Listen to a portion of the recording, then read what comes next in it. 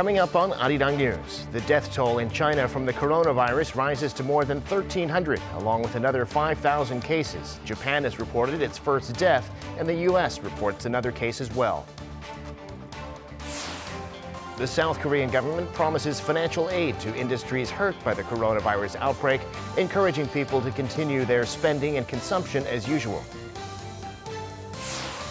And despite the bright spots in the South Korean economy, the government expects the coronavirus will dampen this year's economic growth. It pledges support to minimize the impact. It's 4:00 p.m. here in Seoul. Thanks for tuning in to Arirang News. I'm Devin Whiting. China has confirmed another 120 deaths from the coronavirus and 5,000 newly confirmed cases. And on Thursday, Japan reported its first death, which is only the third outside China. Park Hee-jun has the latest from around the world. The death toll from the coronavirus is still shooting up in China. According to the country's National Health Commission, the total number of deaths in mainland China has reached more than 1,300, and the number of infections has breached 63,000. That's 120 additional deaths and 5,000 newly confirmed cases on Thursday. And Hubei province, the center of the outbreak, saw 116 of those deaths and more than 3,000 of those new confirmed cases of the virus. Japan on Thursday reported its first death linked to the outbreak. It was a woman in her 80s, a resident in the Kanagawa prefecture near Tokyo. She'd been in hospital since February 1st after being diagnosed with pneumonia. This is the third death outside mainland China, following one death in the Philippines and another in Hong Kong. Hong Kong added 3 more coronavirus cases, bringing its total to 53. The U.S. has also confirmed its 15th case on Thursday local time. On board the Diamond Princess cruise ship docked in Japan, another 44 cases were confirmed Thursday, 29 Japanese and 15 non-Japanese.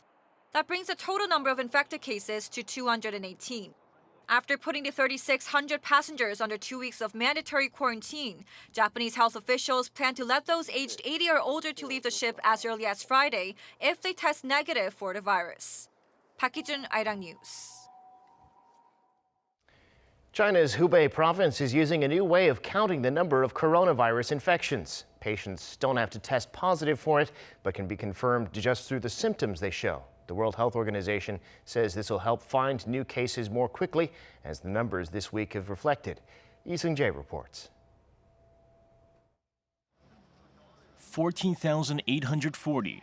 That's the number of newly confirmed COVID-19 cases that were reported Thursday in China's Hubei province, the epicenter of the outbreak. It established a new daily record and brought the number of confirmed cases in the region to over 48,000. However, the surge came after health authorities in Hubei province adopted a new methodology for diagnosing the virus. In Hubei province only, a trained medical professional can now classify a suspected case of COVID-19 as a clinically confirmed case on the basis of chest imaging rather than having to have a laboratory confirmation. According to the WHO official, the new method allows clinicians to move and report cases quicker without having to wait for lab confirmation. It also ensures that people get clinical care more quickly. It also allows public health responses in terms of contact tracing and other important public health measures to be initiated. As for other parts of mainland China, the official said they still need to wait for cases to be confirmed in laboratories before they are officially counted. Some have questioned the method and its transparency, as its adoption only in Hubei province will mean there are 2 tracks of data in China. Others believe the new method will help international health authorities see the true scope of the outbreak. Lee Seung-jae, Arirang News. South Korea, meanwhile, has not reported any new cases of the coronavirus for a third day in a row. The number of confirmed patients is still 28. And this weekend, some of the South Koreans who were flown back from Wuhan will be released from quarantine. For the latest, we have our Kim Da-mi on the line. So, Da-mi, it looks like Korea's containment efforts are working. Right. It appears that way, Devin. The Korea Centers for Disease Control and Prevention once again confirmed this afternoon that for the third consecutive day since Tuesday, no additional cases have been confirmed in South Korea.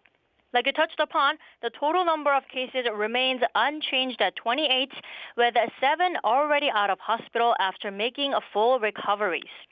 While some 690 people who have been showing symptoms are in the process of being tested, more than 6,000 others have been released after testing negative.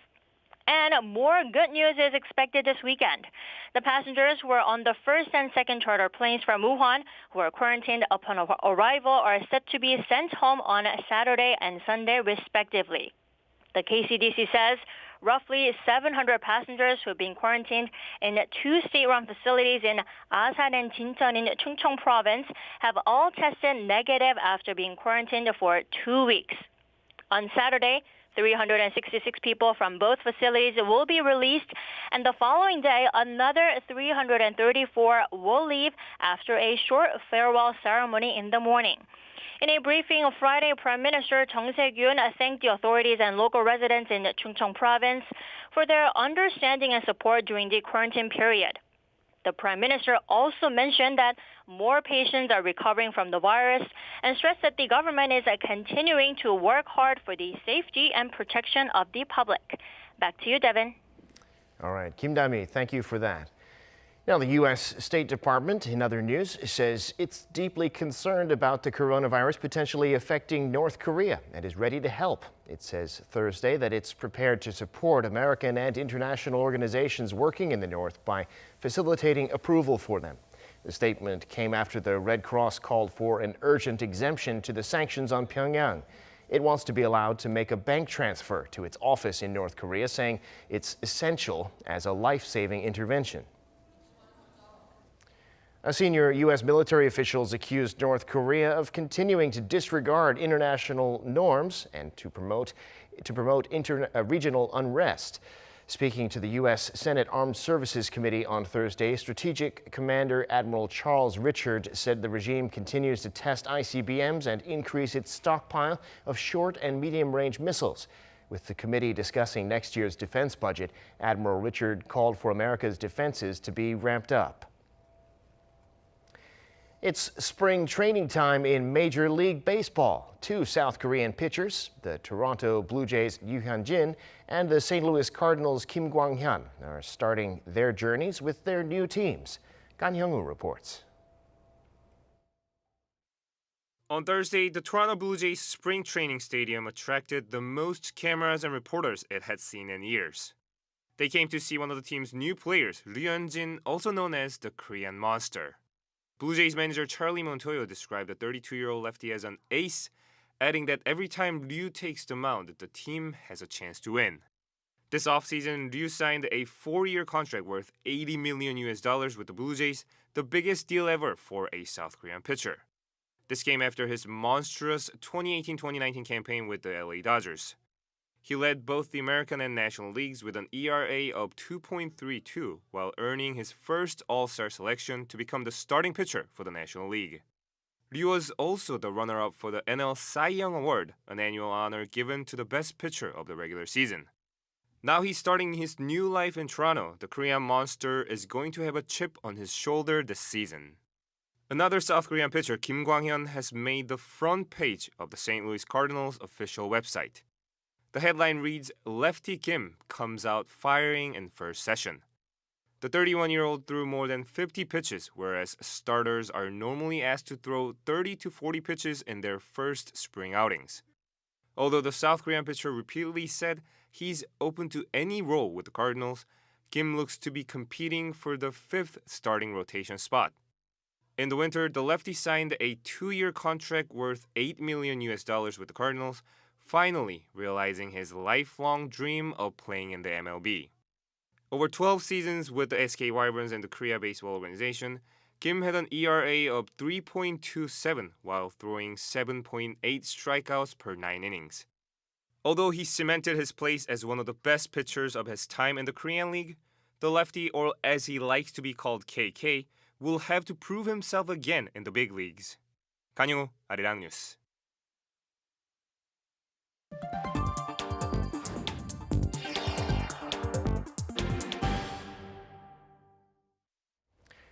South Korea's top two economic policy officials have pledged that the government will do its utmost to minimize the impact of the coronavirus on the economy. In a meeting with Bank of Korea Governor Lee Ju-yeol on Friday, Finance Minister Hong Nam-gi said the government will take measures to support the affected sectors and will keep the economy on the path to recovery. Hong urged people not to be too cautious and to continue with their normal spending and economic activities because the government has been working to get the disease fully under control. He also said the central bank is working on financial aid for the affected sectors, including the service and manufacturing industries. There have been some bright spots lately in the South Korean economy in terms of jobs and investment, but the government's forecasting that the coronavirus outbreak could dampen economic growth this year. The outbreak, it notes, is not reflected in the latest figures. Our Ji-young has more. The Ministry of Economy and Finance has expressed its concern over the impact of the coronavirus outbreak on the South Korean economy. According to the ministry's monthly Green Book report released on Friday, the country's economic recovery could be limited by the impact of the coronavirus. The ministry was otherwise optimistic, saying that the Korean economy is on a recovery path on the back of increasing employment, rising production and investment in facilities, and a rebound in domestic consumption in the fourth quarter of last year. The Green Book highlighted that the number of people employed in January reached 26.8 million, up 568,000 on year. Production for all industries in December 2019 increased 3.2% on year, with production for mining and manufacturing industries increasing by 4.2%.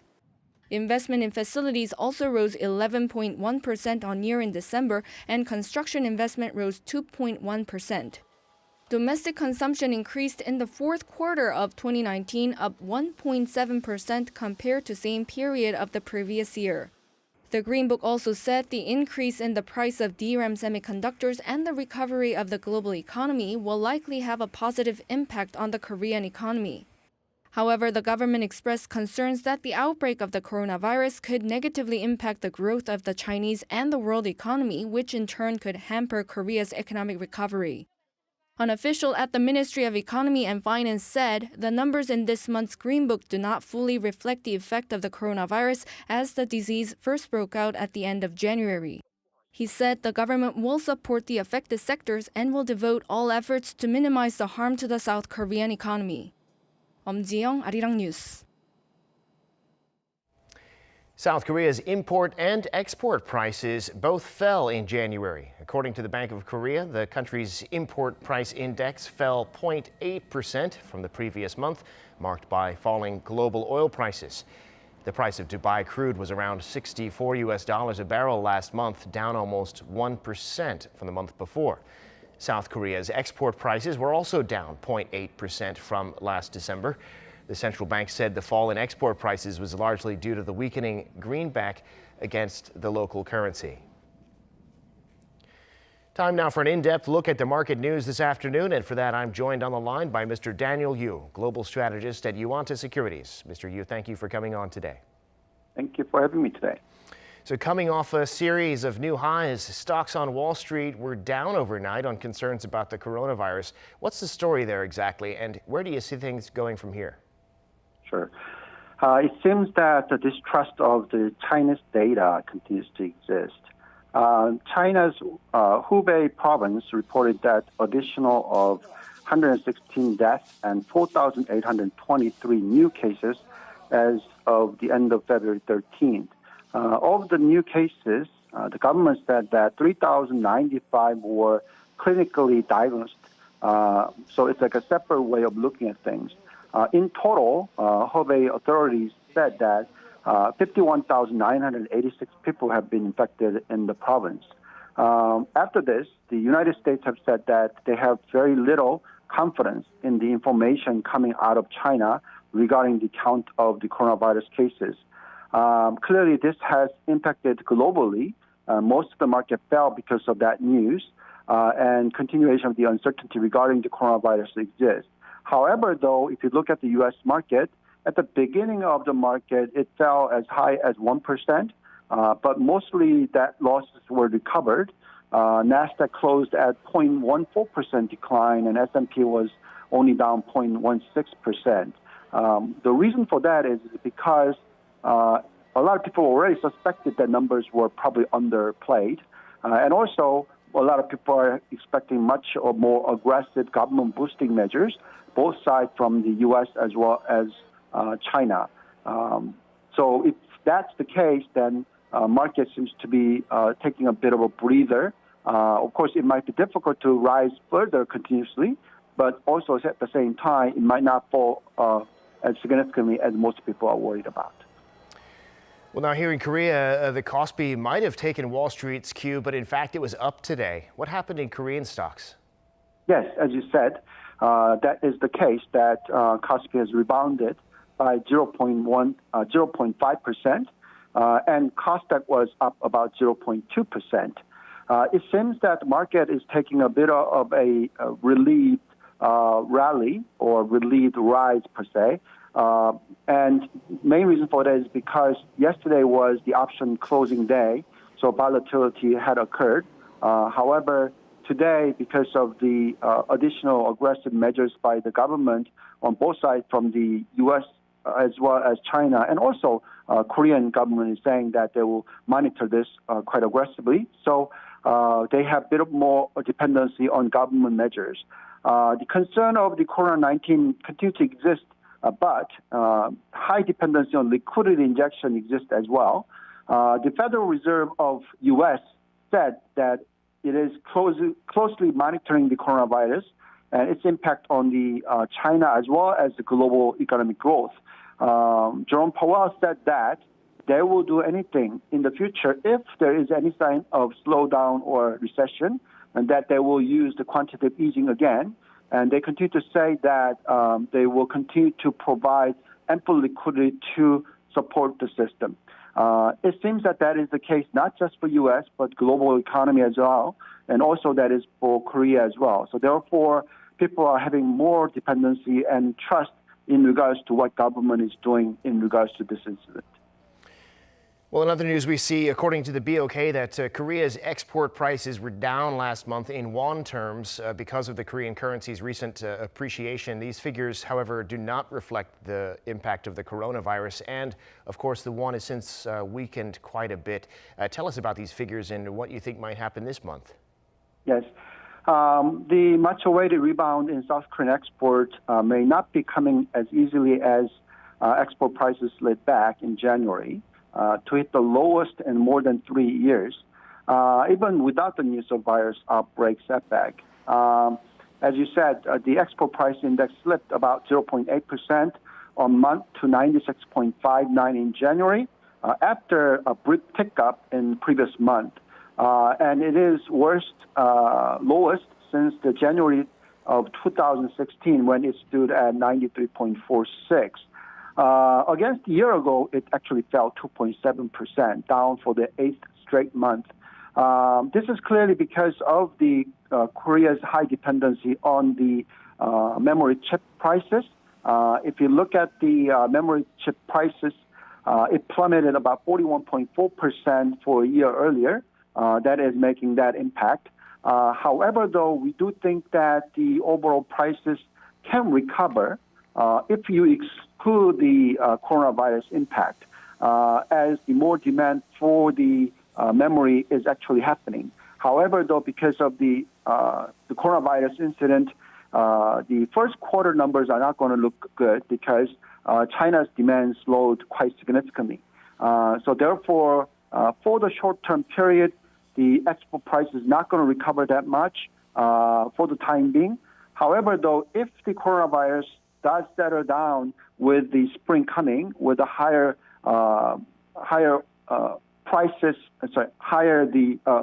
temperature, then I think that the recovery in the export prices can happen in the second quarter.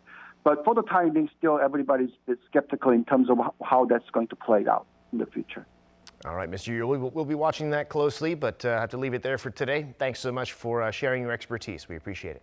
Thank you very much.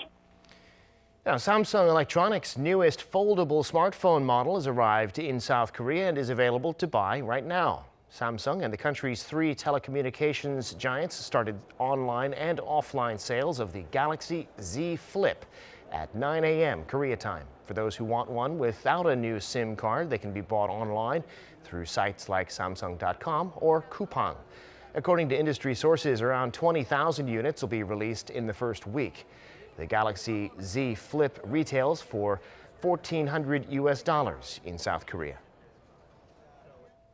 South Korea's Lotte Shopping suffered a drop in operating profit last year, mainly due to lower sales at its discount outlets and supermarkets. Operating profit was down some 28% on year to around $360 million. And for the year, it posted a net loss of around $730 million. Sales fell by more than 1% from the previous year. Lotte Shopping says it'll close around 200 of its department stores and supermarkets, which is about 1/3 of its 700 stores nationwide. The OECD predicts global corporate income tax revenues to increase some 4% a year after countries reform the way they tax digital companies like Google and Facebook. That's an extra $100 billion annually. It says the gains would be similar across all countries, high, middle, and low income.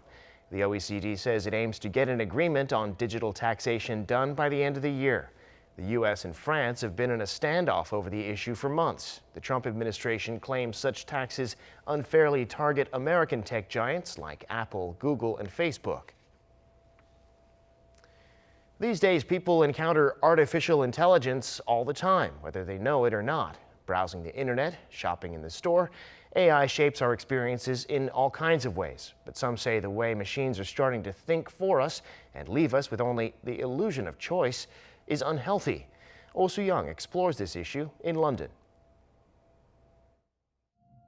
From automation taking jobs, to chatbots that replace real conversations, and algorithms that track and even determine our activities, it's hard to tell whether machines are becoming human or if we're losing our humanity. This existential question is posed by acclaimed French artist Cyril de Camargue. Most people are abandoning this with no control, and they seem to not mind so much. But if you abandon your personal fear, you also abandon your capacity to refuse. And I think it's very dangerous and pervasive for our societies. Titled Artificialists, the installation provokes soul-searching on what could soon be a dystopian future, where humans have lost control over privacy and free will to artificial intelligence. Such larger philosophical questions are at the centre of debate in London. How the growing use of AI and machines in jobs and daily lives will affect people, not just economically, but socially and ethically. Large corporations, for instance, could manipulate algorithms and connected devices to trap consumers into what's been coined as surveillance capitalism. But we don't have to be doomed to dystopia. Finding human-centered applications for AI and robotics is leading to breakthroughs in medicine, elderly care and education, as well as in the workplace. I'm also interested in how technology can be integrated into our teamwork and then how it disrupts or reshape our social interaction. So one of my studies actually showed that if you were emotionally attached to your robot, your performance was actually increased. But ethical standards still need to be established. One, I think citizens need to be provided with information that ensures that there's a transparency with how things work, which we don't have at the moment. No one knows how the Facebook algorithm works. Secondly, we need to look at ethics behind artificial intelligence. So most of this code is written by young white guys in Northern California.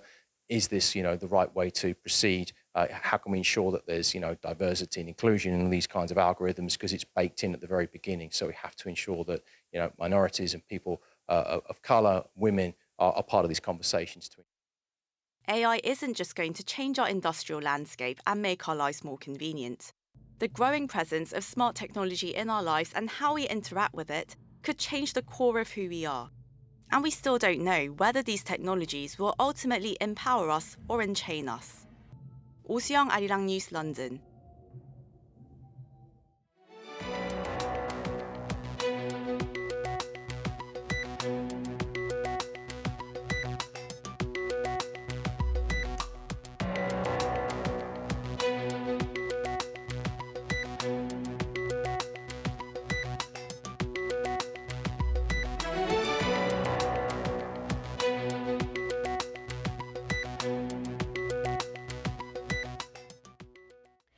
And that brings us to the end of this newscast. Thank you for watching. More live news coming your way at 7 p.m. Korea time.